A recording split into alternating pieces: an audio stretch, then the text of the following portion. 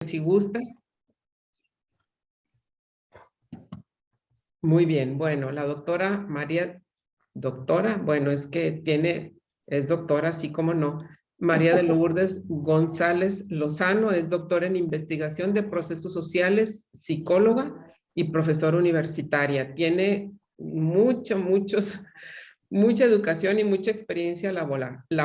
Educación en la Universidad Iberoamericana desde el 2016 y de ahí estuvo también en la Universidad Nacional Autónoma de México, en la Autónoma del Noreste, en la Pontificia de México, y ahí estudió pues doctorado en investigación de procesos sociales, licenciatura en psicología, maestría en orientación psicológica, licenciatura en psicología titulada con mención de excelencia.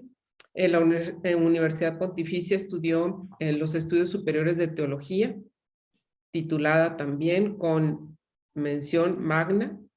Ay, bueno, que está increíble. Bueno, su experiencia laboral, pues tiene experiencia en la Universidad de Monterrey, en los Centros de Estudios Superiores La Salle, en la Universidad Americana del Noreste, en la Universidad Interamericana para el Desarrollo en Saltillo, en el Instituto Superior de Estudios Religiosos en Saltillo, en la Arquidiócesis de San Francisco, California. Bueno, es increíble, doctora todo, ¿verdad? Y en cuanto a su perfil, pues es profesora universitaria desde el 2007 en pensamiento social de la Iglesia, en derechos humanos, en intervención psicológica, en ética para la vida, en teorías de la personalidad, en técnicas de la entrevista, psicología del diseño, psicología de la infancia, psicología de la adolescencia, psicología de la comunicación, psicología social, filosofía, fe y mundo contemporáneo, introducción a la Biblia, Jesús, modelo de persona, Iglesia servidora del hombre, enseñanza social de la Iglesia, teología sacramental, introducción a la psicología del ser. Es psicoterapeuta desde el 2007, especialista en psicología gestalt, grupal e individual para adultos y especialista en psicología gestalt infantil. Wow, pues excelente, doctora. Le damos la bienvenida y le agradecemos mucho su tiempo y el hecho de poder estar con nosotros aquí en esta conferencia. Bienvenida.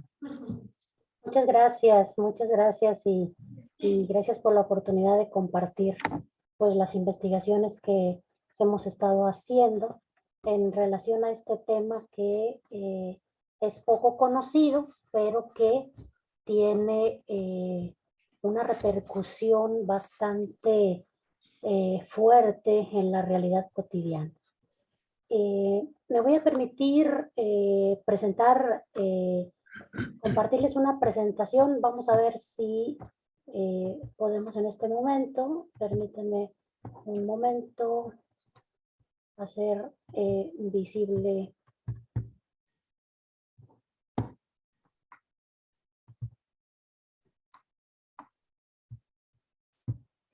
Ustedes pueden ver ahí el título de la presentación.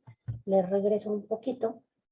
Es coincidencia, aunque en otros momentos yo diría diosidencia, que el tema de la conferencia o de la charla que tendremos tiene que ver con el trabajo esclavo y la violencia espiritual, y justamente hoy 2 de diciembre es el Día Internacional de la Abolición de la Esclavitud, que justamente se eligió en el 1949, hace 72 años.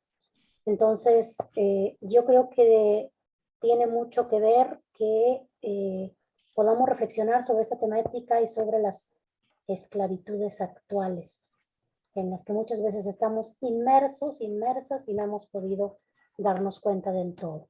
Esta charla también tiene que ver con este año que estamos celebrando el 130 aniversario de la Rerum Novarum, esta puesta en marcha de la visión social de la Iglesia Católica, del impacto y una postura, del impacto y la postura clara que establece la Iglesia Católica a partir de León XIII con esta importantísima encíclica Rerum Novarum. Y muestro a continuación pues las temáticas centrales, los puntos relevantes de esta presentación, que tiene que ver con el trabajo esclavo, la violencia espiritual y la espiral de la violencia espiritual. Desde la promulgación de la encíclica Rerum Novarum por el Papa León XIII en 1891, se marcó un claro posicionamiento de la Iglesia Católica en relación a las injustas jornadas laborales ejercidas indistintamente sobre hombres, mujeres y niños. Tan escalofriante vivencia tuvo grandes consecuencias como desnutrición, miseria y muerte. Tales efectos se unieron a las estadísticas de la modernización del trabajo. En este contexto de abuso y opresión, los empresarios, obnubilados por la creciente fuerza de la revolución industrial, dejaron de lado el principio que la doctrina social de la Iglesia establece como fundamental en relación a la persona, el respeto a su dignidad. En adición a lo anterior, consideramos relevante hacer énfasis en el olvido y distanciamiento que existe actualmente en el reconocimiento y dignificación de los trabajos invisibles. Aquellos que, a pesar de ser tan evidentes, constituyen una invisibilidad normalizada. Aquellos que han sido sometidos a un ejercicio de violencia simbólica y en no pocas ocasiones a la violencia espiritual, que es ejecutada de forma reiterada por aquellos que tienen en sus manos el poder, pero no nos referimos al poder civil solamente, sino también al poder clericalizado que, justificado por Dios, ejerce control, manipulación e incluso daño a las personas por la vía del trabajo. Con razón, el Papa Francisco hace un llamado a no permitir el trabajo esclavo, en donde se utilizan mecanismos perversos para explotar a las personas. Es tiempo de que los cristianos dejemos de ser cómplices silenciosos. En esta ponencia expondremos los componentes de la violencia espiritual desde su perspectiva sociológica como un mecanismo utilizado para mantener vigente el trabajo esclavo y como un urgente llamado al ejercicio real del pensamiento social cristiano. En el aniversario de la encíclica Rerum Novarum, el aniversario 130, nos da la oportunidad de realizar una revisión general de la situación actual en el ámbito del trabajo. Queremos enfocarnos de manera concreta en el tipo de trabajo que el Papa Francisco ha denominado trabajo esclavo. En el contexto de un ejercicio del poder clericalizado, que utilizando la violencia física y simbólica de la que nos habla Bourdieu, el sociólogo francés, rompe el legítimo vínculo entre el trabajo y el esfuerzo humano para convertirlo en esclavitud. Haremos mención a la importancia de la dignidad de la persona, uno de los principios fundamentales de la doctrina social de la Iglesia. También introduciremos la utilización de un término nuevo en la relación que se ejerce este trabajo esclavo con la utilización de la violencia espiritual como mecanismo de coerción para el cumplimiento de este proceso al que le hemos llamado espiral de la violencia espiritual. En adición a lo anterior, haremos notar cómo este tipo de violencia provoca la permanencia del tema que nos ocupa, el trabajo esclavo. La relevancia de la encíclica Rerum Novarum en nuestros días nos hace identificar la necesidad de un análisis profundo de la realidad del trabajo, no como una fuerza de servidumbre, fuerza necesaria pero poco reconocida. El Papa León XIII recalcó que es preciso que los trabajadores necesitan con urgencia salir de su desgraciado estado. Y ese estado, después de 130 años, sigue mostrando abusos laborales. El Papa Francisco en la actualidad se refiere al trabajo esclavo como un término nuevo y viejo a la vez, en el que ha hecho referencia en la respuesta a una carta abierta que le ha escrito y que le ha enviado al novelista italiano Maurizio Maggiani y publicada en el diario La Stampa. El novelista expresa la vergüenza al descubrir cómo ha sido el proceso por el que recorren sus libros para ser vendidos, que en el caso concreto, el trabajo que hacen los migrantes, resulta en daño y en deshumanización. La respuesta del Papa Francisco se convierte en una denuncia, sobre todo al silencio como cómplice de este trabajo y de otros muchos, como la industria alimentaria, por ejemplo, que se ha convertido en un trabajo esclavo. Las palabras textuales del Papa Francisco son una inspiración para este análisis. Y cito: no haces pregunta ociosa, dice Francisco, porque lo que está en juego es la dignidad de las personas. Esa dignidad que hoy se pisotea con demasiada frecuencia y facilidad, y con el trabajo esclavo, con el silencio cómplice y ensordecedor de muchos. Lo vimos durante el encierro, cuando muchos descubrimos que detrás de la comida que seguía llegando a nuestras mesas, había cientos de miles de trabajadores sin derechos, invisibles. Y los últimos, aunque los primeros, escalones de una cadena que, para proporcionar alimentos, privó a muchos del pan de un trabajo decente. Fin de la cita. La riqueza de las palabras del Papa Francisco son ejemplos proféticos muy claros. Denunciar las injusticias y renunciar a los perversos mecanismos de explotación. Con ello, podríamos al menos ejercer una justicia restitutiva en razón de la humillación y descarte que se ha hecho a esos trabajadores humillados. No en vano, establece la Iglesia Católica, que la dignidad de la persona ocupa un lugar preponderante en la realidad actual. Y es fundamental reconocerla, como lo dice en el compendio de la doctrina social de la Iglesia. Y cito: los principios permanentes de la doctrina social de la Iglesia constituyen los verdaderos y propios puntos de apoyo de la enseñanza social católica. Se trata del principio de la dignidad de la persona humana, en el que cualquier otro principio y contenido de la doctrina social encuentra fundamento, del bien común, de la subsidiariedad y de la solidaridad. Fin de la cita. La dignidad de la persona no puede ser considerada menos valiosa por el tipo de trabajo que se ejerce o por el ámbito donde se realiza. Al contrario, el trabajo dignifica y engrandece. Tenemos que dejar de considerar el trabajo humano como una mercancía o como una fuerza anónima que acecha continuamente la vida de las personas como un peligro constante. Nos dice Labor en Exercens número 7. Por ello, hemos de resaltar la importancia de la dignidad humana y su valor en este ejercicio. Dice la Rerum Novarum, y cito: establezcase, por tanto, en primer lugar, que debe ser respetada la condición humana, que no se puede igualar en la sociedad civil lo alto o lo bajo. Lo realmente vergonzoso e inhumano es abusar de los hombres como de las cosas de lucro y no estimarlos en más que cuanto sus nervios y músculos pueden dar de sí. Fin de la cita, Rerum Novarum 13 y 15. No es aceptable, por tanto, que la dignidad de la persona sea pisoteada, manteniendo una esclavitud que no solamente daña lo físico de la persona, sino la vivencia íntima de la misericordia de Dios en su persona.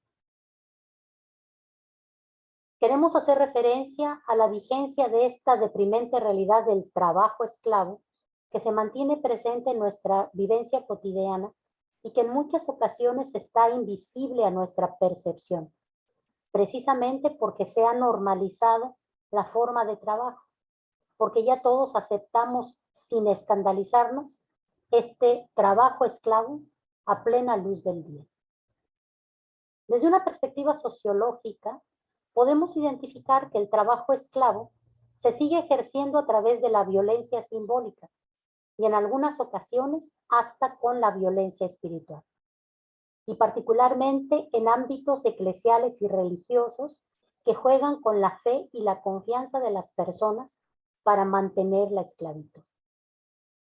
Partimos del significado de violencia simbólica que es expresada por el sociólogo Pierre Bourdieu, quien en su profundo análisis nos explica, y cito: la violencia amortiguada, insensible e invisible para sus propias víctimas, que se ejerce esencialmente a través de los caminos puramente simbólicos de la comunicación y del conocimiento, o más exactamente, del desconocimiento, del reconocimiento, o en último término, del sentimiento.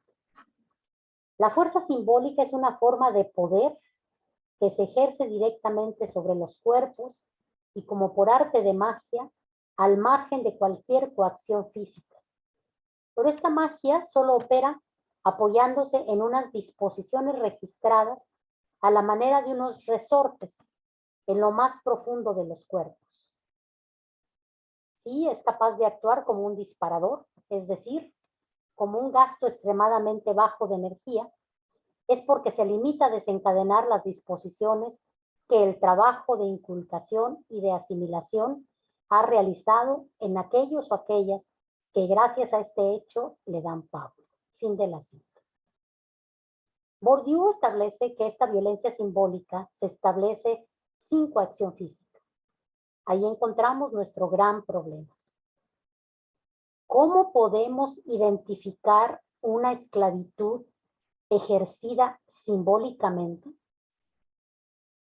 ¿No es este uno de los grandes dilemas de esas violencias silenciosas que han dañado tanto a los seres humanos que a veces es casi imposible creer que existen?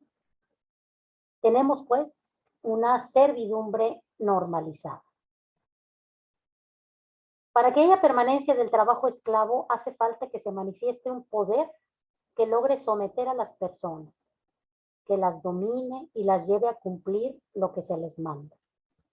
Este ejercicio de la violencia con un poder que la mantiene se percibe en lo cotidiano, en la cultura, en la realidad común. La encíclica Rerum Novarum de forma muy clara lo expresa y cito: añádase a esto que no solo la contratación del trabajo, sino también las relaciones comerciales de toda índole se hallan sometidas al poder de unos pocos, hasta el punto de que un número sumamente reducido de opulentos y adinerados ha impuesto poco menos que el yugo de la esclavitud a una muchedumbre infinita de proletarios. Fin de la cita, Rerum Novarum número 1. Si nos enfocamos a lo común, a lo normal, la violencia se ha convertido en una cultura aceptada y promovida por el ejercicio del poder del Estado, de las instituciones y de los poderosos, en puestos estratégicos de dominación.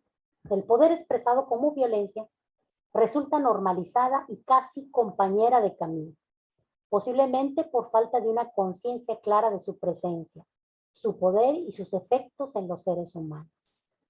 Ante tal escenario, nos faltan respuestas creativas para integrar espacios sociales y una cultura que alimente sanamente el espíritu humano. A veces la cultura nos ofrece esquemas de poder y de violencia autorizada, por lo que el trabajo esclavo no se ve como tal. Y cito a Sandoval: no cabe entonces sorprendernos que la violencia sea una forma imperante en nuestras relaciones, tanto personales como interinstitucionales. Violencia que se caracteriza tanto en la familia como en la iglesia, en la escuela, en el sistema político, en el sistema jurídico, los sindicatos, los medios de comunicación. Violencia que se acompaña por una lucha de sobrevivencia. Fin de la cita. De esta forma, al normalizar la esclavitud en la cultura, nos volvemos ciegos ante la dominación permanente. Pero, ¿a cuál poder de dominación hacemos referencia? La perspectiva sociológica de Foucault nos ofrece una apreciación más clara de la forma en que el poder se apodera de los cuerpos del ser humano y se somete de forma continua. Y cito a Piedra, socióloga, que a su vez hace referencia a Foucault. El disciplinamiento de los cuerpos dóciles, vigilar y castigar, ha sido un método en que distintas sociedades han logrado ejercer control y poder para ajustar a las personas a normas, a valores propios de quienes dominan. Para ello, se han creado instituciones que norman y aplican castigos a quienes se salen de esas normas. Foucault desarrolla una tesis central para entender las formas de encauzamiento y control social propios de la sociedad industrial, en la que, a partir de la cual su análisis genealógico ubica un momento histórico en el que las formas de vigilar y castigar cambian. La vigilancia jerarquizada no es nueva, pero a partir del siglo XVIII se realiza con nuevas técnicas de poder. Fin de la cita. El disciplinar los cuerpos desde quien ejerce el poder implica también promover la esclavitud en el trabajo, pero en nuestros tiempos hablamos de esclavitudes modernas, justificadas por la necesidad de un control para su buen funcionamiento, una perversión aceptada. De este modo, estableciendo el poder no como algo que puede ser poseído, sino considerado como un episteme. Podemos verlo entonces como una estrategia que no solo es ejercida por la clase dominante, sino que puede verse de manifiesto en otros ámbitos. Y cito a Foucault. De ahí también el hecho de que el punto importante será saber en qué formas, a través de qué canales, deslizándose a lo largo de qué discursos, llega el poder hasta las conductas más tenues y más individuales. ¿Qué caminos le permiten alcanzar las formas infrecuentes o apenas perceptibles del deseo? ¿Cómo infiltra y controla el placer cotidiano? Todo ello con efectos que pueden ser de rechazo, de bloqueo, de descalificación, pero también de incitación. En suma, las técnicas polimorfas del poder. Fin de la cita. La visión del cuerpo del ser humano, como sustenta Foucault, es un instrumento válido para la represión. Con estas premisas podemos comprender la posibilidad de ejercer dominio, aquellos que sustentan la violencia espiritual a partir de someter y castigar el cuerpo, lo visible, lo externo, que en esta forma facilite el acercamiento de lo espiritual para subordinar. Bajo las anteriores premisas, el poder que se ejerce en el cuerpo humano a través del trabajo esclavo, en ocasiones ha sobrepasado lo visible, lo físico, y se traslada a los ámbitos de la violencia espiritual que se puede convertir en trabajo esclavo, y así en un círculo vicioso. Vuelve a la violencia espiritual y así sucesivamente. Este ciclo se mantiene presente, pero invisible. Lo vivimos sin ver y lo tocamos sin sentir. Paradoja que nos engaña los sentidos y nos empuja a ignorarlo y a descartarlo como un problema real. Pero, ¿a qué nos referimos con cómo violencia espiritual y cómo se involucra con el trabajo esclavo? Este término es reciente y aunque la práctica es milenaria, el significado de la violencia espiritual no lo es. En investigaciones recientes por su servidora, hemos trabajado en la visibilización de la violencia espiritual, la cual definimos como el daño o perjuicio ejercido hacia una persona en razón del poder espiritual que se tiene sobre él.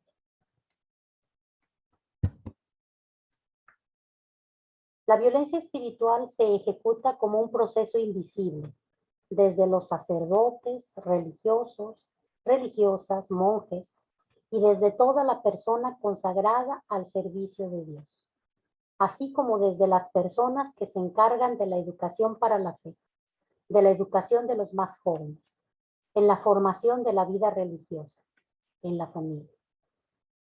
Este ámbito de la violencia espiritual no es exclusivo de la relación pastor creyente o sacerdote creyente. Los contextos son diversos. La violencia espiritual implica que aquellos que la ejecutan no son solamente los pastores o sacerdotes. Son personas que tienen cierto poder o posición de control que utilizan su posición heredada de la cultura, de la genética o de la estructura jerárquica de la sociedad y que, como resultado, dominan a las personas, las cuales se subordinan sin duda. Los poderosos resultan ser entonces los sacerdotes, los educadores en la fe, las madres de familia, los religiosos y religiosas, y toda aquella persona que tiene un poder espiritual sobre otra, y que este poder permite un fácil sometimiento y por ende un trabajo esclavo. Es así como desde esta ejecución del poder, el trabajo esclavo se ejerce a través de la violencia espiritual, usando las creencias de las personas para manipularlas, someterlas, dañarlas y controlarlas, a través de un trabajo esclavo que realizan por la gracia de Dios. Pero se preguntarán, ¿cuáles son estos trabajos? Por mencionar algunos, señalaremos algunos ejemplos.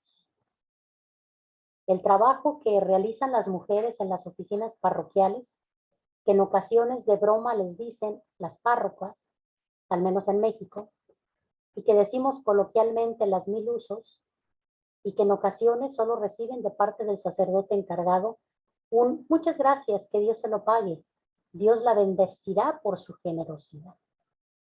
Pero que en menos ocasiones aún recibe un aumento de sueldo, una bonificación por las horas extras, y que de aguinaldo recibe una tarjetita dedicada, con el cariño de siempre, tu párroco. Muchas de estas mujeres no están afiliadas a un seguro de salud y no tienen un seguro de vida. Eso se llama trabajo esclavo, ejercido a través de la violencia espiritual. ¿Y qué decir de los sacristanes, los jardineros de las parroquias, de los hombres y mujeres que mantienen limpio el recinto sagrado, que cocinan al sacerdote, que lavan y planchan y que en ocasiones no reciben el salario mínimo? Eso es trabajo esclavo, ejercido a través de la violencia espiritual. Dicho sea de paso, hoy acaban de anunciar el aumento del salario mínimo, 172 pesos en todo el país, en el norte, en las fronteras, 260 pesos. El trabajo esclavo se percibe en las personas que trabajan con algunas congregaciones religiosas, en sus grandes conventos o en sus escuelas.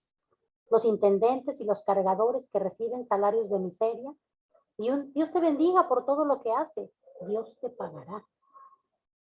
La violencia espiritual que se ejerce mantiene la vigencia de la esclavitud moderna. Aun cuando las personas pueden identificar injusticias, si es que llegan a verlas, no las denuncian, porque existe una dominación de parte de los que mantienen el poder y usan las creencias de las personas para convencer de que su aportación laboral será recompensada en el cielo. También está de manifiesto el trabajo esclavo en las diversas congregaciones religiosas femeninas y casas de formación. También en las masculinas, solo que la investigación no se alcanzó para tanto, en donde las religiosas o futuras consagradas son sometidas y dominadas por las personas que tienen el poder, obligando a cumplir roles de trabajo agotadores y que tienen de fondo la premisa de la vocación al servicio de la humanidad. ¿En dónde está el límite del abuso y de la violencia que se ejerce continuamente? ¿Realmente Dios quiere que los religiosos y religiosas vivan sometidos a un poder representado por sus superiores que les dominan y esclavizan continuamente? Pero ¿cómo se ejerce la violencia espiritual? ¿Cómo es posible utilizar las creencias de las personas para someterlas y controlarlas? Si nos enfocamos un poco más al trabajo esclavo que hacen las mujeres en la iglesia mexicana y latinoamericana, nos encontramos la crítica que el Papa Francisco ha hecho al clericalismo esclavizante. Él mismo reconoce que los clérigos esclavizan a las mujeres y expresa su rechazo en el discurso que ofreció en el CELAM en la ocasión de su visita a Colombia en 2017, hace unos cuantos años, no muy lejos, enfatiza que las mujeres son el pilar fundamental de la Iglesia Católica y cito, por favor, no pueden ser reducidas a siervas de nuestro recalcitrante clericalismo. Ellas son, en cambio, protagonistas de la Iglesia latinoamericana. Fin de la cita. Precisamente la servidumbre viene de un concepto colonialista en donde las mujeres eran consideradas propiedad de los amos del paraíso europeo. De modo que necesitamos que la descolonización se haga presente en todos los ámbitos, tanto eclesiales como civiles. El poder espiritual que se ejerce desde la religión y particularmente desde la religión católica en el mundo tiene una forma de dominación desde el ámbito de la fe, de lo espiritual, de las formas de enseñanza, así como desde el silencio y la mortificación, que en diversas ocasiones se lesiona lo más interno del ser humano. Por lo que no solamente hay un daño físico que lastima el cuerpo humano y lo desgasta, también se manifiesta un daño en lo más íntimo de la persona, el ámbito espiritual. La violencia espiritual se ejerce cuando se obliga a otros a cierto estándar espiritual. Pastores cristianos como Johnson y Van Bondere nos dicen en sus escritos que resaltan que aquellos que abusan espiritualmente de otros ejercen esta violencia de forma sutil debido a que cuando ejecutan ese abuso tienen toda la autoridad espiritual para hacerlo. Esto permite que se sientan libres de pisotear la confianza de quienes lo siguen y por ello puede darse el caso de que no sea fácil de reconocer el abuso. Esta violencia espiritual en el trabajo esclavo pasa del ámbito externo al interno y el daño es tal que en ocasiones tarda años en sanar, aun cuando se trabaje constantemente en la liberación de este estigma. Todo lo anterior nos permite afirmar que existe una cultura religiosa que normaliza esta forma de abuso, de tal manera que puede permanecer por mucho tiempo sin ser detectado. Aparentemente se ha consolidado como una forma de violencia que se manifiesta también en los discursos de los líderes religiosos a los cuales no se opone resistencia. En investigaciones recientes identificamos que la violencia espiritual sigue un proceso que se refleja en el trabajo esclavo y en otros ámbitos de la vida del ser humano.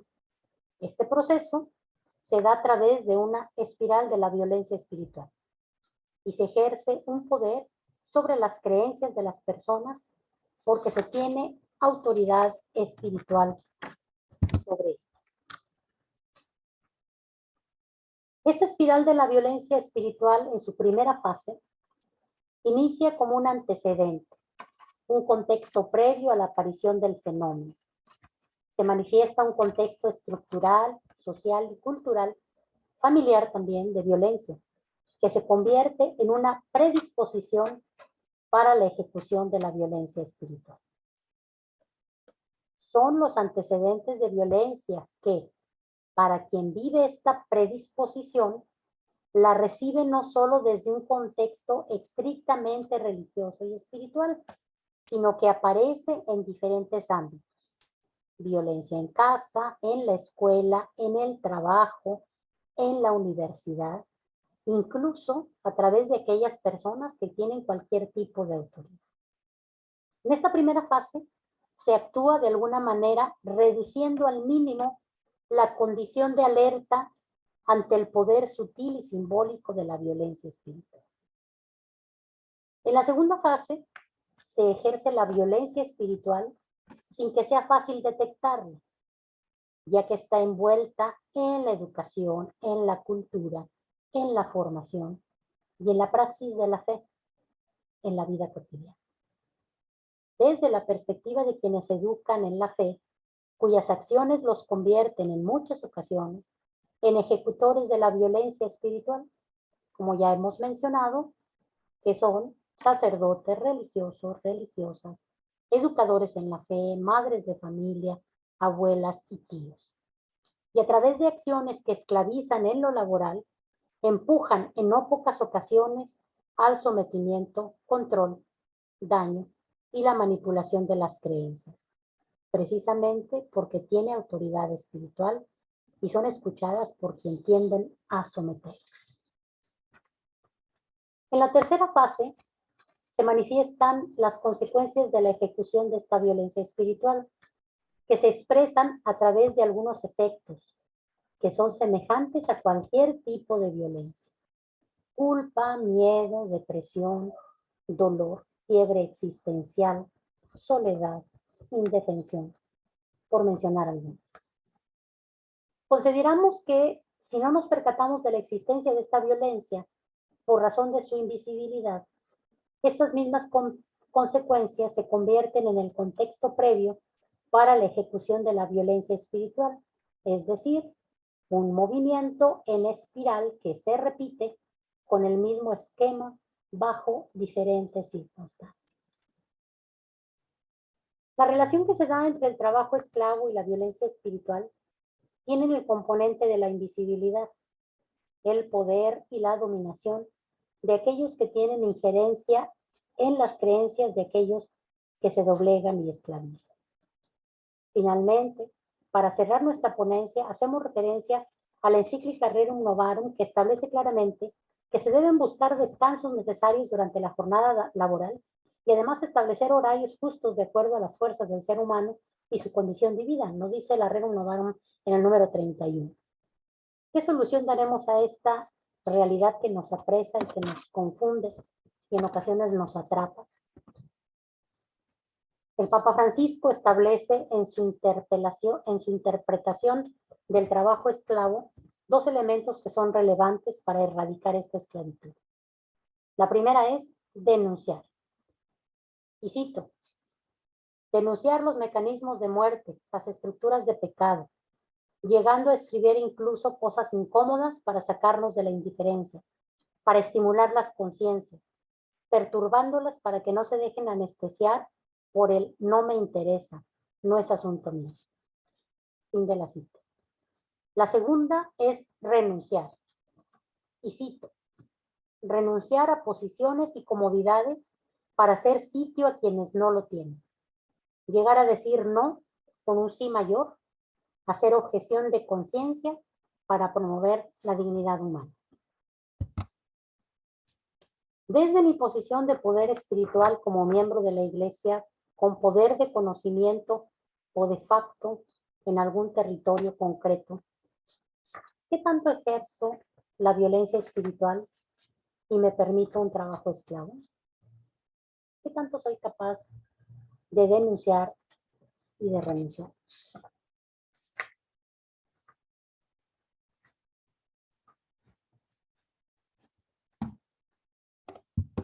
Muy bien, pues muchas gracias por permitirme compartir estas investigaciones que han sido realmente interesantes. Muchas gracias, doctora María de Lourdes. La verdad, muy interesante su ponencia, muy diferente a todo lo que habíamos escuchado y pues definitivamente en muchas cosas tiene toda la razón, o más bien en todo. Lo que pasa es que no lo habíamos pensado desde ese punto de vista. Muchísimas gracias por esta ponencia. Le pasamos los micrófonos a Jorge para que él nos vaya organizando con las preguntas y respuestas. Claro, adelante. Si tienen alguna pregunta, voy a habilitar los micrófonos, pero si pudieran levantar su mano digital para las preguntas.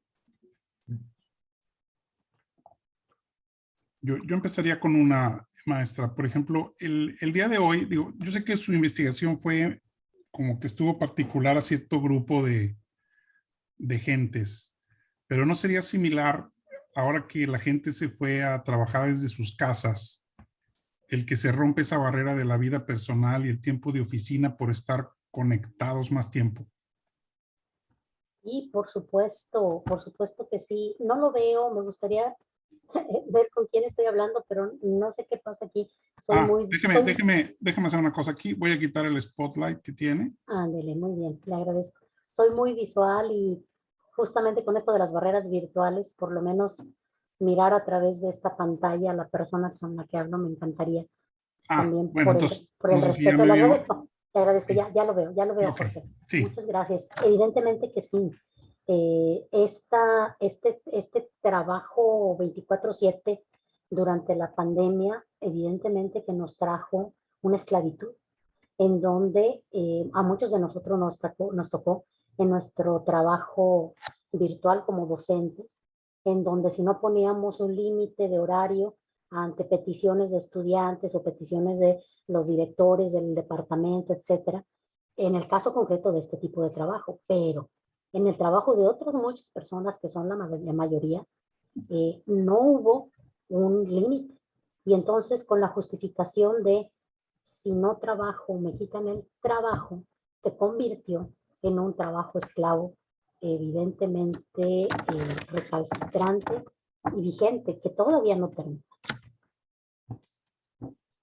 No sé si con ello sí, pude contestar. sí, sí, y es que tiene que ver también como también se vuelve uno, el término en inglés es workaholic, ¿no? Así Adicto es, así es. a estar conectado y creer que uno tiene que contestar correos, peticiones, preguntas a cualquier hora, ¿verdad? Ujú, ujú, ujú, así es. Sí, no alcanzo a ver si alguien tiene, no veo, Veo ahí en ¿alguien? el chat que dice, ¿nos puedes explicar la fotografía de esta diapositiva? No sé a cuál se refería por aquí Lupita Rodríguez. No sé a cuál fotografía se refería. Era donde estaba Maestra María de Lourdes, era donde estaba una mano en una como ventana y se veía Muy bien. borroso. Muy Esa bien. era. Muy bien, voy a ella. Permítanme un momento.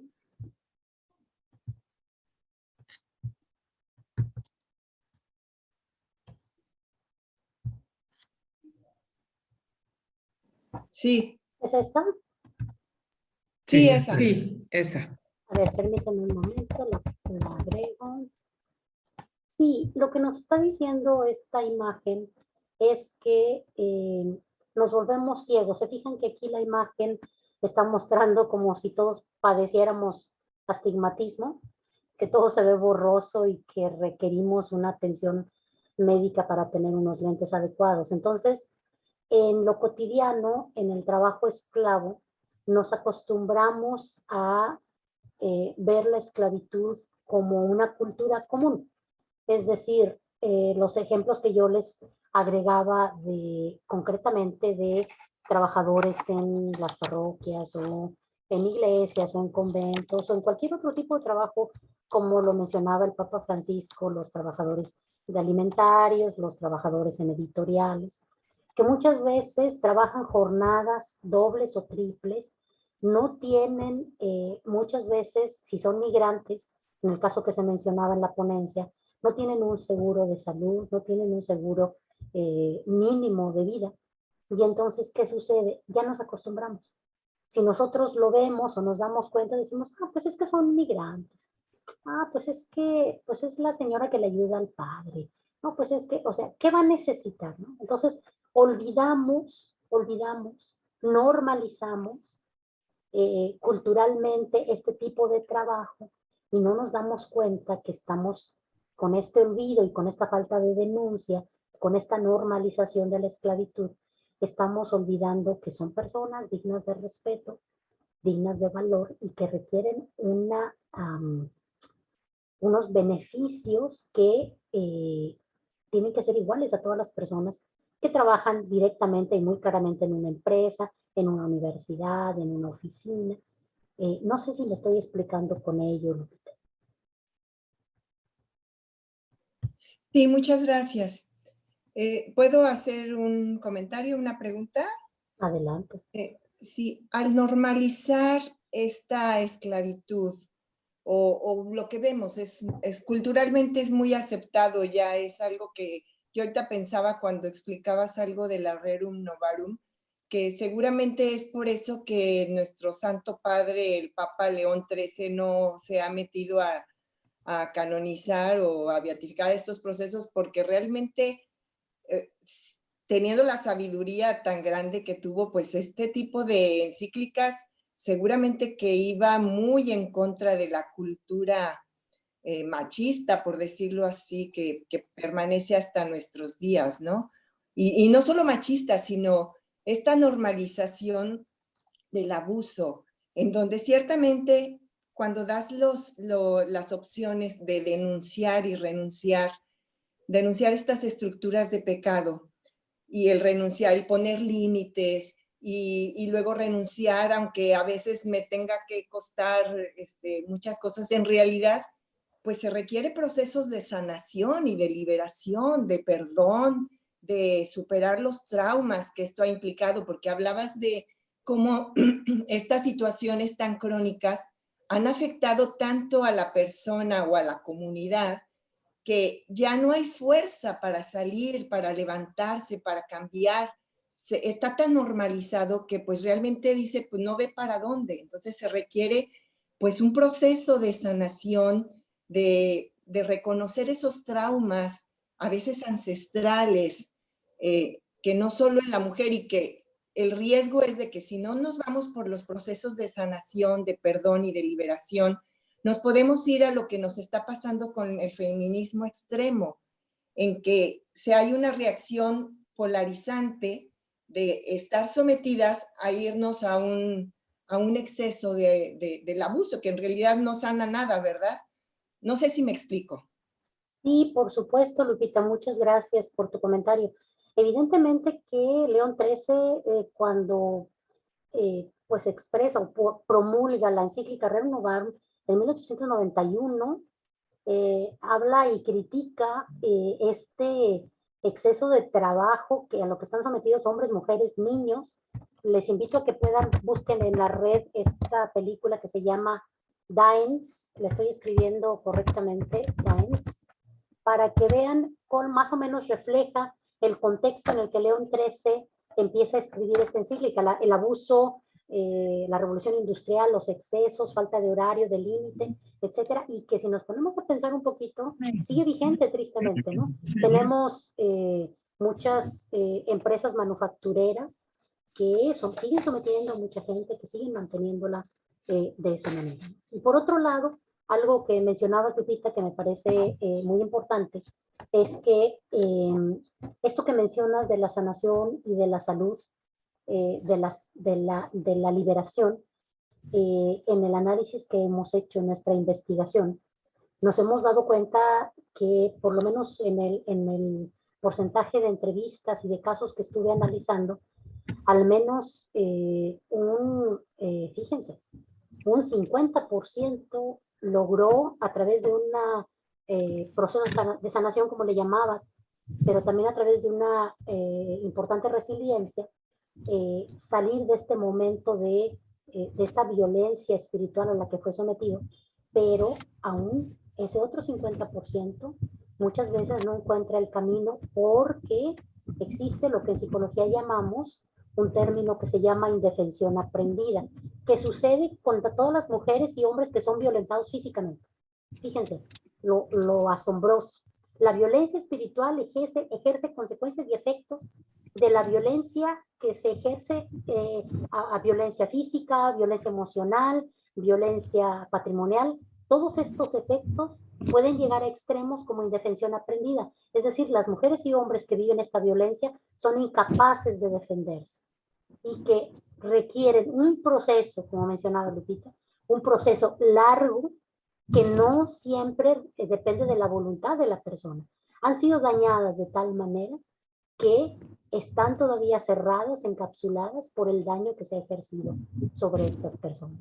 Entonces sí, evidentemente que son procesos y que son elementos muy importantes. Yo quisiera hacer énfasis en este punto, que creo que es el punto medular de esta ponencia, visibilizar que existe este tipo de violencia, que existe el trabajo esclavo y que podamos ser conscientes de ello.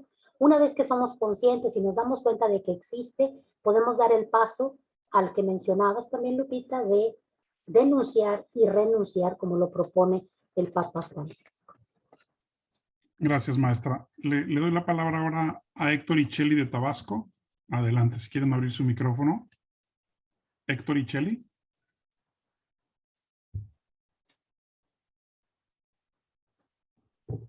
Sí, buenas noches a todos. Buenas Muchas noches. gracias, maestra María Lourdes. Creo que está muy clara su exposición, muy excelente. Creo que Gracias. hasta parece que está ya plasmado en un libro, por lo que veo ahí hace semejanzas a unas páginas, ¿no? En algunas frases, que son frases de usted. Felicidades. Yo Gracias. quiero hacerle 3 preguntas. La primera es, el estar inmiscuido ya con el trabajo parroquial, con el trabajo de movimiento, ¿en dónde queda el anhelo a servir? Cuando te dicen es que tú estás sirviéndole al Señor y tú lo que quieres es servir en la capilla de adoración, que llegues a trapear, aunque no te paguen nada. Si bien es cierto, si lo podemos ver desde esa perspectiva, es una esclavitud, el trabajo esclavizante, ¿no? Y que no te pagan y que alguien debería hacer la limpieza, pero tu anhelo de servir, de entregarte, ¿en dónde queda? ¿En dónde podemos ubicarlo dentro de su enfoque? La segunda es, Si nos vamos paso a paso, ¿qué le parece? Ok, Para que ok. no tengamos problema. Yo creo que aquí tiene mucho que ver, Héctor, si me permite, y Kelly, mucho tiene que ver con la claridad y la intención con la que se hace el trabajo.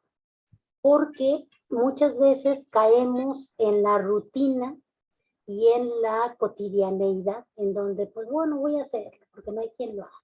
Voy a hacer tal y tal. Entonces tiene que ver mucho la intención de la persona e identificar que no sea una utilización de parte de quien tiene poder. En este caso puede ser el director o el encargado o el coordinador del movimiento, puede ser sacerdote, puede ser quien sea, que no esté utilizando tu creencia y que te diga, ándale, si no Dios te va a castigar. No sé si me estoy explicando.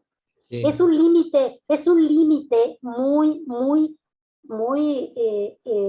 pues muy poco, una línea Muy delgada. pequeña, muy delgada, en donde tiene que haber una constante alerta, en donde ustedes se den cuenta que no están utilizando lo que ustedes creen para hacer un trabajo. Eso depende, no hay recetas, depende de cada una de las personas, depende de cada uno de los compromisos realizados. Entonces, en el ejemplo que usted ha mostrado, me parece que tendría que hacer un análisis, a ver cuántas veces lo he hecho y me lo han mandado, lo he decidido hacer yo, ha habido por ahí una manipulación o un daño. Si no es así, pues no pasa nada, sigamos felices y contentos. ¿Sí me estoy explicando? Lo importante Claro. de este hecho, don Héctor, es que seamos conscientes de que existe, de que se da. Claro. Porque para tristeza de mía y de muchos lugares en donde he estado, me he dado cuenta que los párrocos o los coordinadores dicen, vamos a decirle a fulanito y a fulanito, al fin que ellos nunca dicen que no. ¿Sí me explico? O vamos a decirle Sí. a tal persona, al fin que ellos no van a quejarse y vamos a sobrecargarlos de trabajo. Sí, ya la Cuidado, manipulación, ¿no?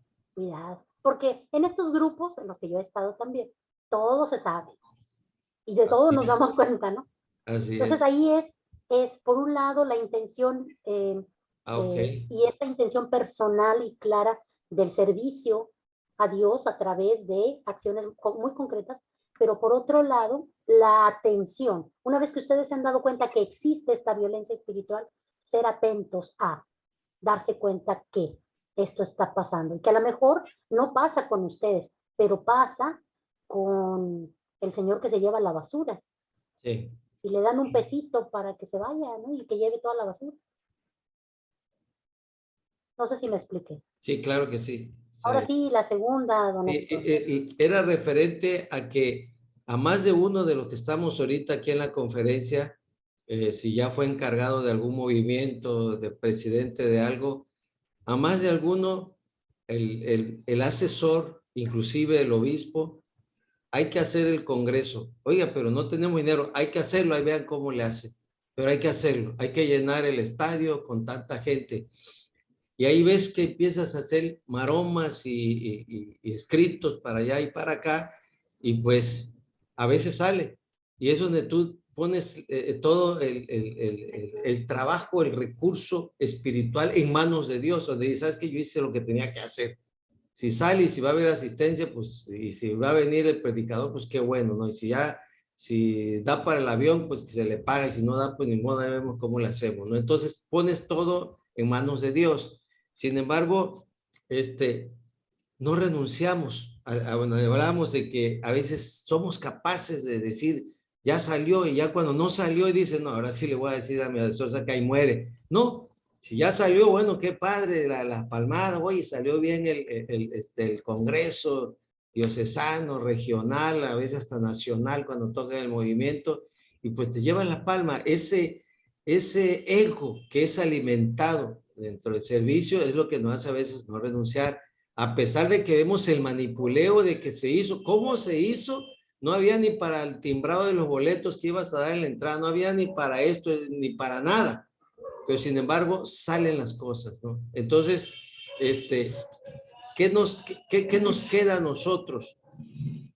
¿Qué nos queda en ese momento a hacer? A decir, renuncio, como decías aquí, que si soy capaz de renunciar, no denunciar, sino renunciar nosotros al servicio, o seguirle para adelante, porque estamos con la palmada y nos dice el señor obispo, oye, qué bueno, ¿eh? Es manipuleo lo del señor obispo, es manipuleo el asesor. ¿Hasta dónde vamos con ese servicio? Lo mismo quiero hacerlo, similar al trabajo. En el trabajo, en nuestro trabajo en la oficina, llega lo mismo. Y dice, ¿sabe qué? No hay lana. Hubo el recorte, pero hay que hacer esto, hay que hacer la promoción, esto hay que salir. Pues no tenemos cómo lo hacemos. Pues no sé cómo lo haces, pero lo haces. Entonces también viene precisamente una violencia, es una esclavitud precisamente fuerte, primero porque hay una necesidad ahí, y sabes que tengo que trabajar, tengo que, algo me tiene que caer, ¿no? Si no, ¿cómo le hago? Pero que vienes poniéndole recursos a esa parte que te toca hacer, ¿no? Es exactamente lo mismo. Y no renuncias tampoco, porque pues, si renuncias a todo. ¿Qué nos mueve? ¿Qué nos queda hacer? Es la pregunta. Don Héctor, yo creo que ahí ha dado un ejemplo muy claro al que tengo muy pocas palabras que decir, pero recomendaría animarse a la denuncia. No siempre la denuncia tiene que ser, a veces oímos denuncia y nos escandalizamos, ¿verdad? Y decimos, vamos a poner pancartas y vamos a gritar. La denuncia implica sentarse de frente con su encargado, sea obispo, coordinador o quien sea, y decir, la situación está así. Vamos a cooperar y vamos a colaborar tantos y tantos. ¿Cómo le hacemos? Pero no que se recargue sobre un solo grupo, sobre un solo matrimonio, sobre una sola persona. Es decir, ahí entra la denuncia, ahí entra el diálogo, ahí entra el vamos a trabajar juntos. Se habla de sinodalidad ahora, ¿no? Sí. Y entonces, que es no solamente el recargarnos en un solo, en una sola persona, en una sola pareja, un solo grupo, sino permitir este diálogo. Y ahora que le hemos puesto nombre a lo que siempre pasa, vamos poniendo un alto en ese sentido. Y la denuncia entonces implica ponerse delante de quien me está pidiendo y aclarar el asunto, porque ¿qué los mueve? Los mueve ustedes la fe, el amor a Dios, el servicio al prójimo. Así y el es. ego, que a veces ya lo mencionó, que estaba por ahí. Entonces, que es normal, somos seres humanos, no siempre podemos deshacernos de todas estas cuestiones.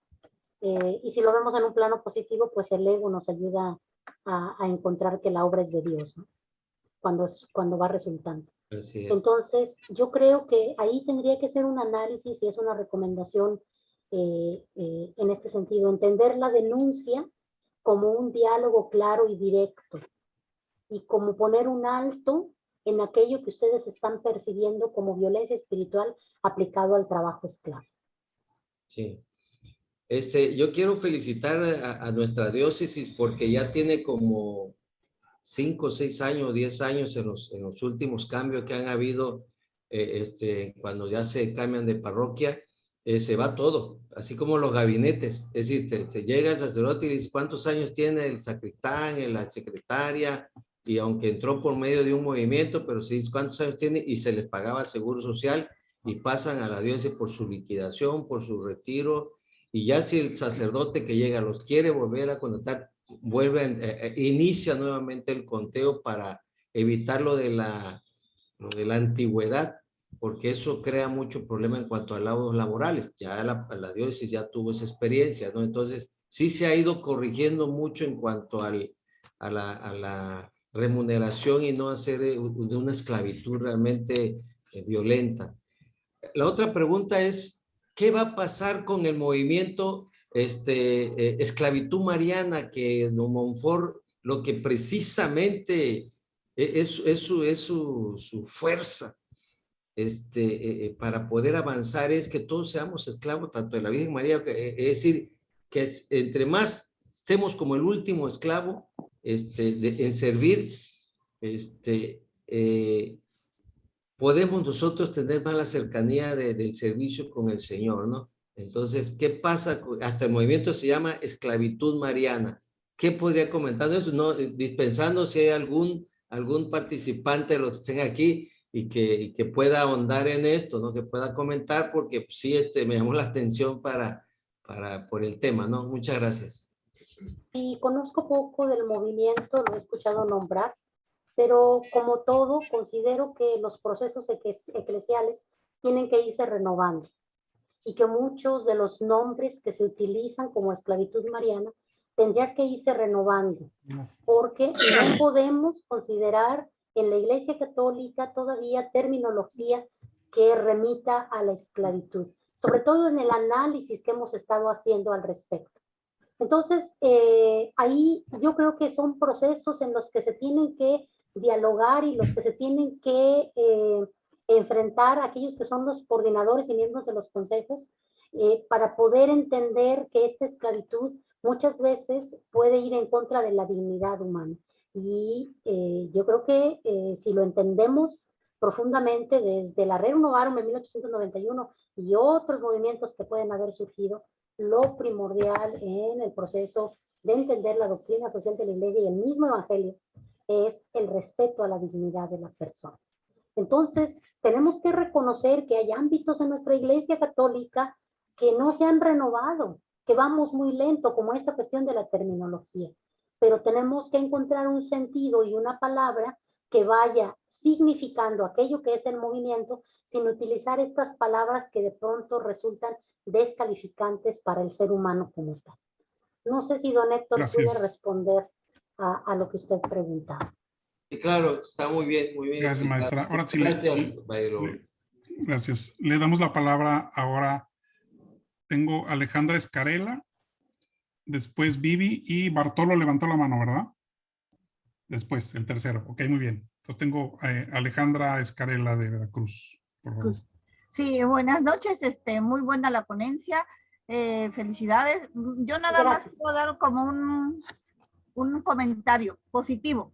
Adelante. Aquí nosotros en nuestra diócesis en el año 2000 llegó un obispo, que él fue el segundo obispo de Veracruz, don Luis Cuara, el cual hizo todas esas reformas, peleó mucho por la dignidad de los trabajadores de las parroquias, ¿sí? Y a todos los sacerdotes, aunque se los echó de enemigos, él hizo un sínodo y en especial a todos los párrocos que a su secretaria les dieran seguro social, que les dieran todas los derechos que tiene cualquier trabajador, ¿sí?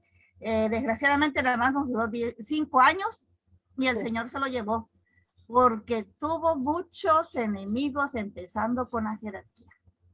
Tuve la oportunidad de participar en el sínodo y decía un sacerdote, es que a nosotros así nos educaron, ¿cómo usted quiere venirnos a cambiar esta mentalidad? ¿Sí? Y lo que son los religiosos, peor, que mis palabras no los ofendan.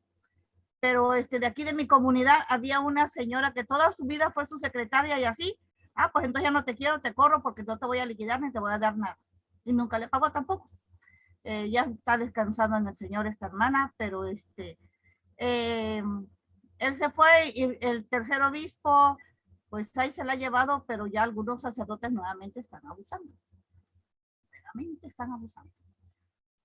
Sí, Alejandra, muchas gracias. Yo creo que todos estos comentarios que ustedes alcanzan y situaciones reales en donde van identificando la violencia espiritual se van dando cuenta que los cambios no son fáciles. Lo vemos en nuestra propia persona, en cosas que queremos cambiar y a veces nos resistimos. Ahora imagínense a nivel eclesial. No es tan sencillo. Sin embargo, ahí yo creo que lo que prevalece es la constancia y esta confianza en que la misión que se le ha encomendado a cada uno de nosotros como laicos comprometidos va a ir teniendo frutos y que a lo mejor no nos toca ver. Sin embargo, los vamos promoviendo y vamos luchando sobre ellos, ¿no? ¿Qué es lo que está haciendo el Papa Francisco? Teniendo en contra muchas cosas, muchas alas, muchas corrientes dentro de la Iglesia Católica, se mantiene y lucha, y creo que es muy buen ejemplo como ser humano y como representante de Dios en el ejemplo de mantenernos y seguir propiciando el cambio. Gracias, doctora. Adelante, Vivi. Gracias. Buenas noches a todos. Buenas noches. Pues, felicidades, hermanita, porque la verdad fue una muy buena exposición. Y pues sí se queda uno con un enfoque diferente, ¿no? A lo que uno había vivido. Yo quería comentarle, hace más o menos unos 8 años, tuve la oportunidad de hacer una experiencia de misión con una comunidad reconocida, muy reconocida, que invita a laicos, a jóvenes laicos, a hacer su experiencia por 1 año o por 2. Y después de ahí, pues se le invita a uno a formar parte de la comunidad como religioso o religiosa. No fue mi caso. Lo que yo quería comentarle es que en estas experiencias de misión, uno vive muchas cosas, pero en la formación se nos dice mucho sobre la pobreza. Hablar, e incluso hacemos un voto de castidad, pobreza y obediencia. Entonces, cuando a mí me tocó mucho, casi en todas las misiones donde yo pude estar, me tocaba ver que, bueno, los sacerdotes cuando piden la misión, ellos se comprometen a darnos una economía. Es de lo que ellos puedan dar. Y muchas veces uno se da cuenta que pues no se recibe esta economía. No tiene a veces uno para zapatos, no tiene uno a veces para vestirse. Y sí, a veces la vida es indignante, como usted lo comentaba, a veces la vida es indignante. A nosotros nos hace soportar el hecho de creer que somos misioneros y que Dios provee.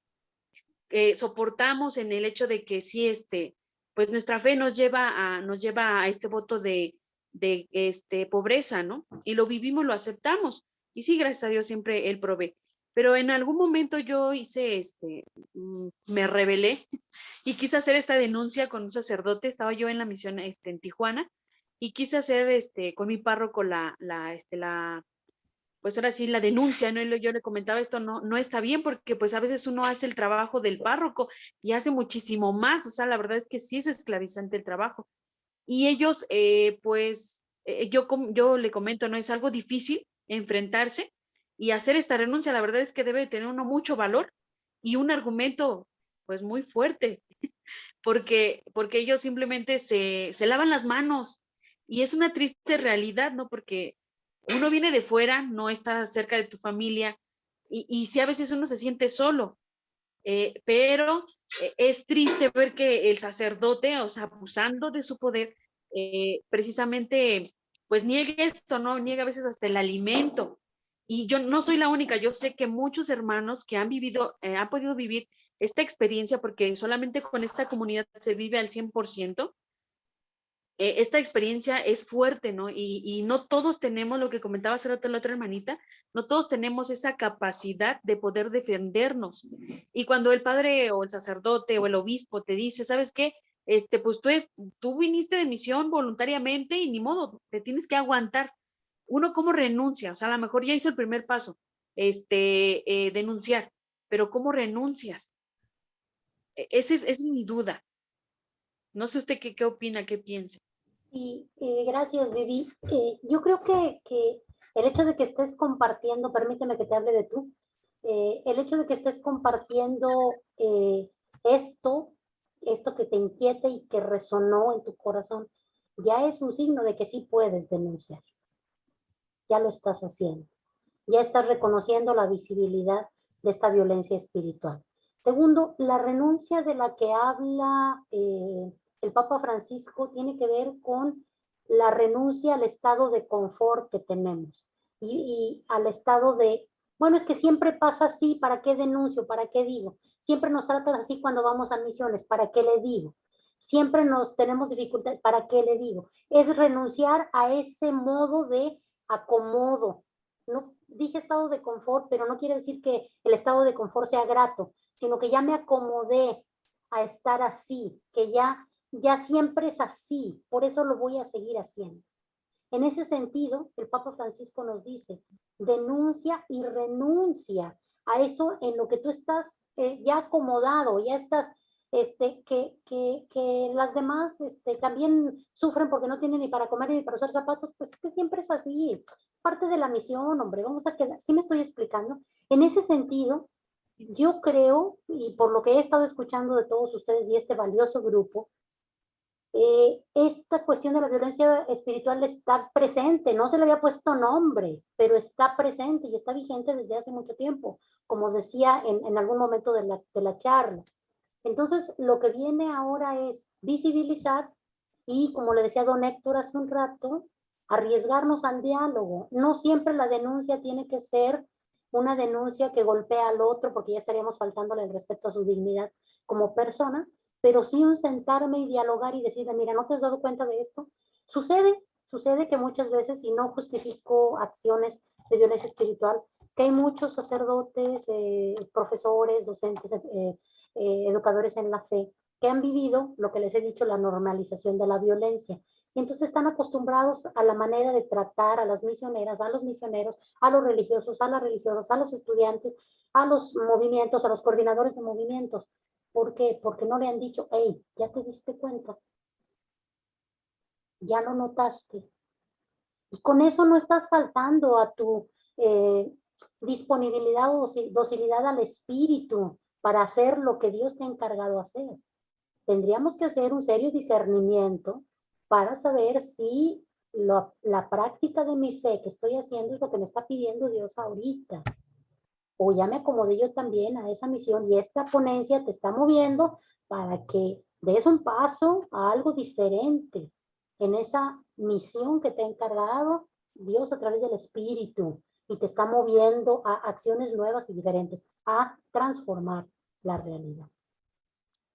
No sé si me expliqué con lo de la renuncia, Vivi.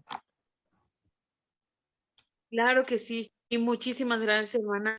La verdad es que sí le comprendí un poquito más, porque a veces uno está medio confundido, ¿no? Y piensa que, yo pensaba antes de renunciar, o sea, como dejar tu misión y irte, o cómo renunciamos. Ahorita Sí, ya sí, comprendí, o sea, sí, sí. Va más, tipo de pensamiento, ¿no? sí, va más en el sentido de renunciar a esa vida que tenemos ya acomodada, de costumbre, de hábito, y que implica un rompimiento para denunciar aquello que nos está violentando. Y pues la violencia espiritual es simbólica, es decir, no se nota, no deja golpes, no deja huellas aparentemente, pero sí lastima al ser humano muchas veces más profundamente que una violencia física. Muchas gracias, Diego. Sí. Gracias, Gracias a ustedes. doctora. Adelante, Bartolo de los Santos. Buenas noches. ¿Se me escuchan? Buenas noches. Sí, buenas noches. Buenas noches. Oiga, mire, me quedo un poco bastante sorprendido por el tema, pues cuando vi la invitación que nos hicieron llegar, me saltaron a la mente muchas ideas y confusiones, ¿no? Esclavitud en el trabajo de la iglesia, en fin, cosas que, bueno, no las había escuchado, pues, ¿no? Pero la parte que me tocó escuchar de usted, ya que casi fue al final, pues, me hacen cosquillas algunas ideas en la cabeza y en lo que le contestaba usted a Héctor, de que hay que meterse a un proceso para no mencionar la palabra esclavitud dentro de la iglesia, que puede incluso dañar la dignidad de las personas. De repente me vino a la mente decir, bueno, algunas cosas que la iglesia ya tiene conformadas tendrán que cambiar. Por ejemplo, la oración que muchas veces, que todo el mundo hacemos todos los días al mediodía, el famoso ángelus. Cuando la Virgen dice, aquí el esclavo del Señor, hágase en mí según tu palabra, ¿tendría que cambiar eso también? Esa es una pregunta que yo hago, ¿no? Pero también quiero decir lo siguiente. Si esa esclavitud de la que hablamos, espiritual o de otra especie dentro de la iglesia, no es una esclavitud, yo digo, que nos dañe físicamente, quizá podría ser espiritualmente, pero creo yo que si estamos preparados bien espiritualmente, no nos debe pegar, porque Viviana hablaba de la obediencia, ¿no? Entonces, si yo obedezco a quien representa a Cristo en la tierra, pues yo le estoy obedeciendo a Dios, ¿no? Y esa obediencia o ese sacrificio de lo que me cueste hacer lo que yo esté haciendo, ya sea en esfuerzo físico o en esfuerzo mental, pues yo creo que debe de tener una recompensa que al final de cuentas es la vida eterna, ¿no? Y finalmente es lo que todos queremos perseguir, llegar a ese momento de la vida eterna, ¿no? Entonces mi pregunta sería, si tendría que cambiar, por ejemplo, por decreto del Papa o no sé de quién, que en vez de decir, he aquí la esclava del Señor, no sé qué pueda decir, o aquí no sé qué pueda decir, en vez de esclava. Y bueno, el comentario después de que si nosotros somos obedientes, si nosotros hay humildad, sencillez, disponibilidad, aunque haya esa esclavitud que usted habla, y que a mí me gustaría emplear más todavía, bueno, pues eso me debe de llevar al final a ganar el premio que todo cristiano católico busca, que es la vida eterna. Muchas gracias y espero su contestación. Muy amable, y la felicito por el tipo de tema, porque creo yo que hay que tener un valor grande para hablar de esos temas y decir, oye, si tu obispo está mal, pues diré que hacemos, ¿no? ¿Ok? Gracias, buenas noches. Gracias, Bartolo. Pues evidentemente que el cambio de la palabra en una oración tiene que ver mucho con la tradición, con lo que se ha usado, con la cuestión de la doctrina eclesial, pero no es difícil hacerlo. Ustedes pónganse nada más a pensar la influencia que tuvo San Agustín en la Iglesia Católica, donde antes se pensaba que el cuerpo era malo y lo que valía era el espíritu, el alma, ¿no? Y ahí tenemos a Santa Teresa de Ávila en 1500, por ahí, en esas fechas, diciendo que rezándole a Dios que permita liberarse de esta cárcel del cuerpo. Con el proceso de comprensión teológico de esta presencia de Jesús y de todo el misterio que revisamos, nos damos cuenta que, y en una antropología también, que el espíritu está inserto en una realidad humana. Por lo tanto, el cuerpo no puede ser malo.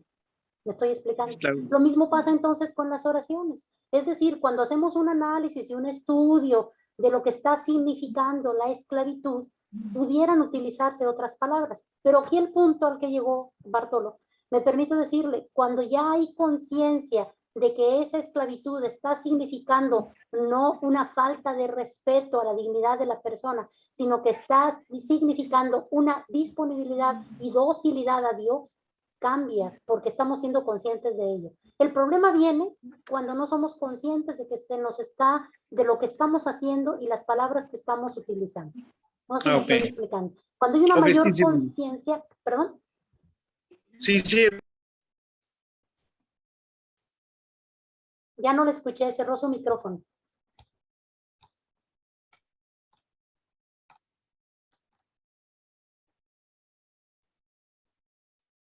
Ok, bueno, ya lo tenemos. Una lástima, perdón, Bartolo, pero estaba él diciendo que sí, maestra. Estaba diciendo que sí, ya lo estaba diciendo. Me quedan 2 personas, ¿no? Porque ya nos estamos acercando a la hora por el compromiso que hicimos con la maestra. Entonces le voy a dar la palabra. Los últimos 2 no les pedimos que sean rápidos, que planteen su pregunta, para que no se me desesperen aquí mis presidentes del Consejo Nacional de Laicos. Magda Moreno y por último Lupita. Y ahí vamos a terminar. Adelante, Magda. Sí, muchas gracias. Buenas noches. Antes que nada, quisiera felicitar a la doctora porque para presentar un tema como este se requiere de verdad muchísimo valor, porque vivimos en una cultura en la que el pensamiento no suele ser tan flexible. Y más dentro de la vida religiosa o de los grupos religiosos existe un pensamiento muy cerrado. Cuesta mucho trabajo realizar cualquier modificación, por mínima que sea, porque se tiene el pensamiento de que así se ha trabajado siempre y no tiene por qué cambiarse. Y a veces no hay conciencia, en verdad, no hay conciencia de lo que está sucediendo. Ni siquiera se tiene la conciencia de que hay algún abuso. Recientemente, acabo, nada más por poner un ejemplo, se está organizando un evento, alguien de las personas que tienen un poquito más de autoridad dice, pues fulanita siempre colabora con determinada cosa, ¿por qué no lo vuelve a hacer? Y fulanita ni siquiera había levantado la mano, ¿verdad?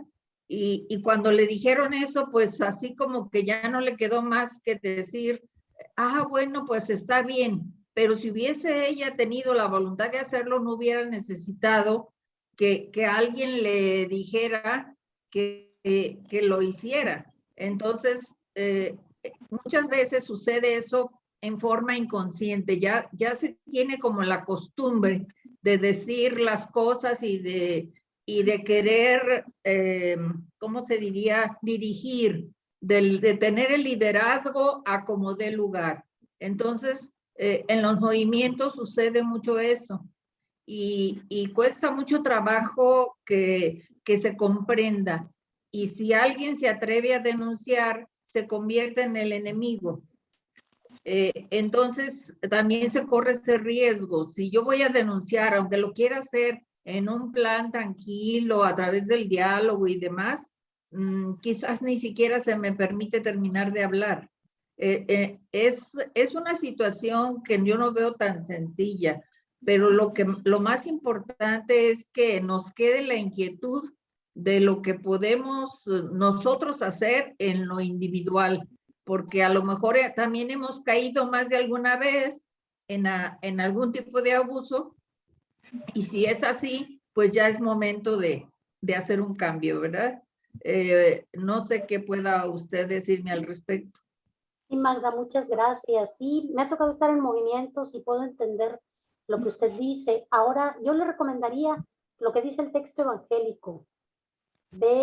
Si alguno de tus hermanos peca, ve con él primero y habla solas. Y si no hace caso, juntas a otras personas y vuelves a hablar con él. Y si no, pues los resaltas en la comunidad. Es decir, la unión hace la fuerza. Entonces, vamos por procesos. Y segundo, que a lo mejor no por el orden, pero es lo más importante, somos seguidores de Jesucristo crucificado, perseguido, dañado y lastimado. Entonces, él denunció y le fue como le fue.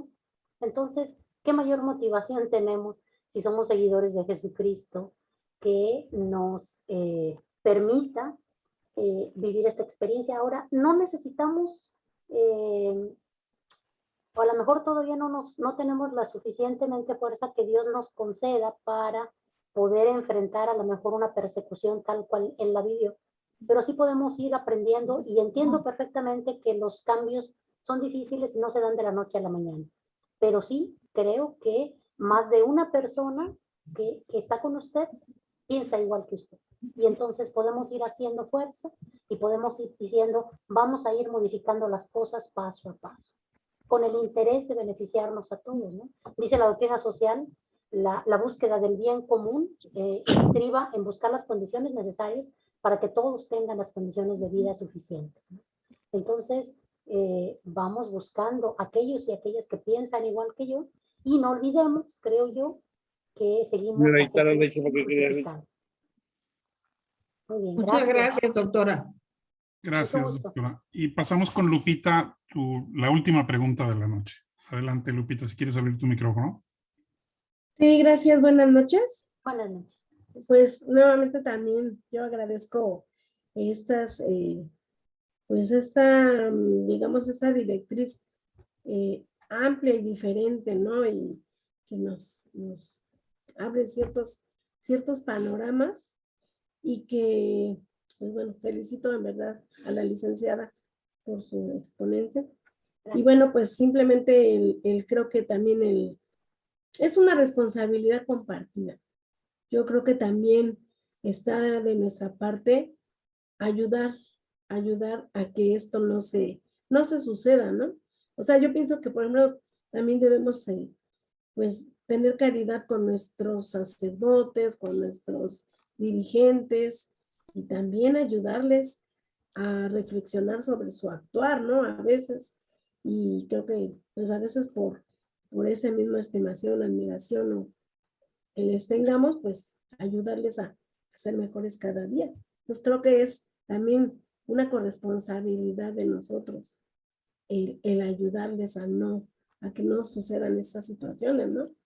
Y pues bueno, aparte, bueno, de la encíclica que nos mencionaba, pues no sé si haya alguna bibliografía anexa que pudiéramos nosotros conocer para pues ampliar, ¿no? Ir ampliando más y sobre todo pues fundamentarnos en la palabra de Dios para seguir a Cristo, que es a quien debemos seguir.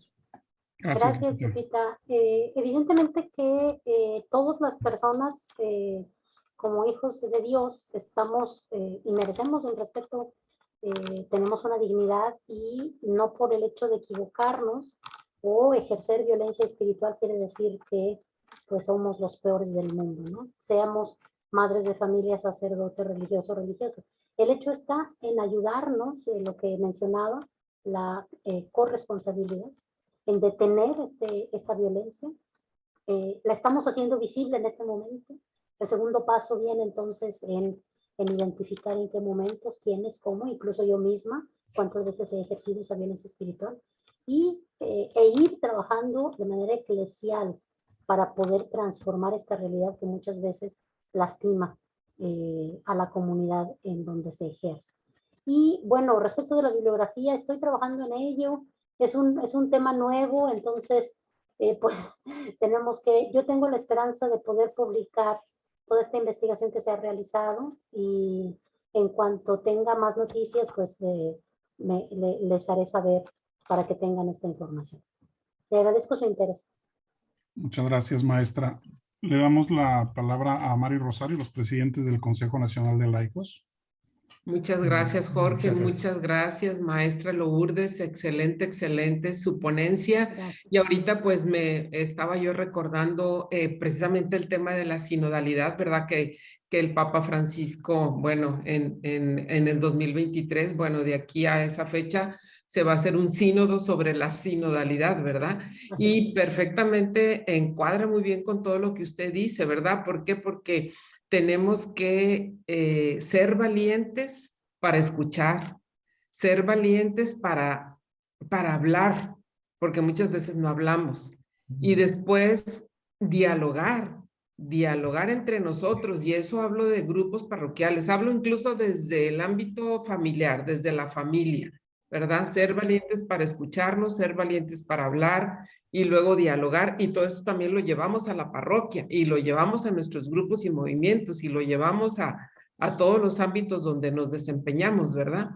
Y luego discernir, tenemos que discernir, y luego tomar una decisión, aceptar algo, pero no en base a lo que la mayoría dice, sino más bien en base a la fe, que es lo mejor después de ese discernimiento.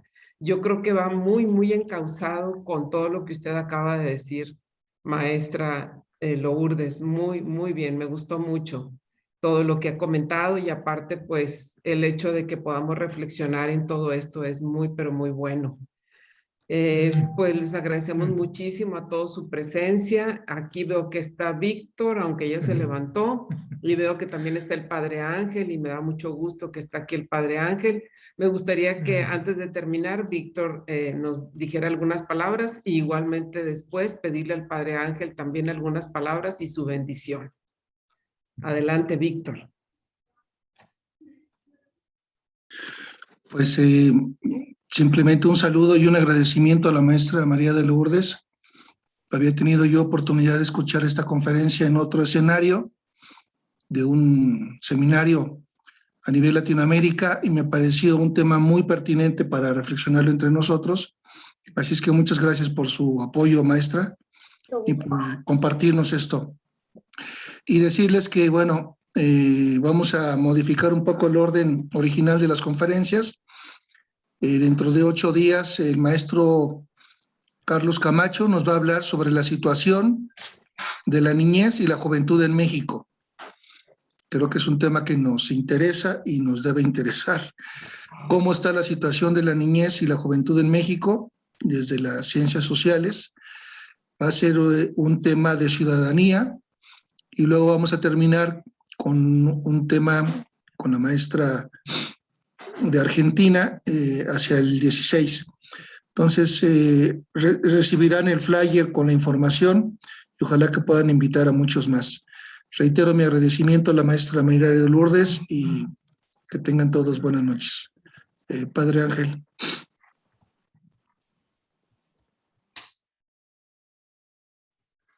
Hola, muy buenas noches. Saludo con mucho gusto, con mucho cariño. Víctor, Rosario, Mario y todos los que están ahí conectados. Pues la verdad es que de repente ha resultado esto para mí un examen de conciencia. Y de verdad, pues efectivamente reconozco cuántas cosas negativas suceden en diferentes ámbitos en la relación jerarquía con laicos, ¿no?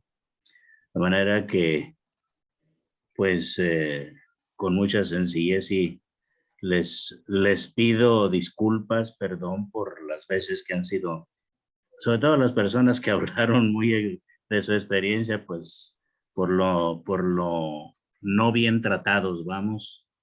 Y bueno, cómo me gustaría que muchos sacerdotes hubieran estado presentes ante esta ponencia, pues también para echar sus barbas a remojar, ¿verdad?